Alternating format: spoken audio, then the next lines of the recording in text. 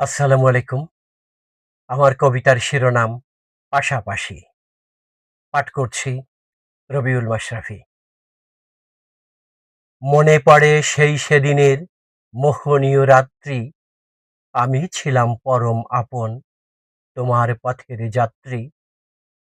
যে পথ ছিল ফুলেল হাসির, যে পথ ছিল মধুর, সে পথ ছিল এই আমাদের শুভ্র বর ও বধূর।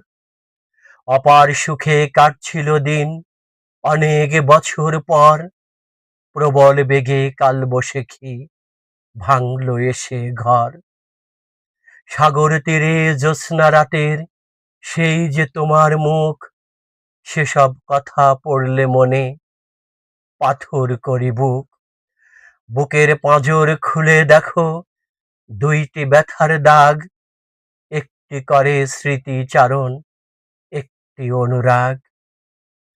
প্রকর্ষণের প্রথম দুয়ার বন্ধ হলো যেদিন, স্বপ্নগুলো হোঁচট খেয়ে অন্ধ হলো সেদিন। এখন তুমি শূন্য ঘরে বসত করো একার, স্মৃতির মায়ায় গুমড়ে কাঁদো, সাধ জাগে না দেখার। আর কি সেদিন ফিরে পাবো যেদিন গেছে চলে, নাহি বা পেলাম তবু আছি ধূপের মতো জ্বলে।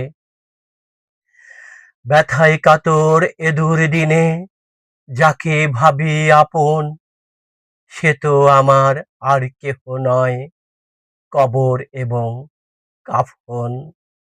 সেই কাফনের দোহাই দিয়ে বলছি কথা শোনো, তোমায় ভালোবাসায় আমার খাদ ছিল না কোনো।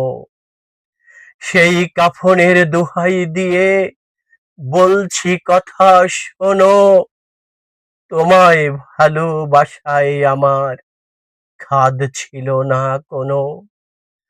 দুহাত তুলে দোয়া দিলাম, জলে ভেজা চোখ, ইহকালে পরকালে তোমার ভালো হোক।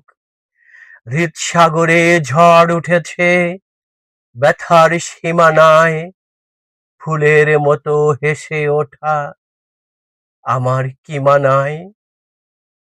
এই জীবনের শেষ মিনতি একটু দেখো ভেবে, তোমার আমার দুটি কবর পাশাপাশি দেবে। তোমার আমার দুটি কবর পাশা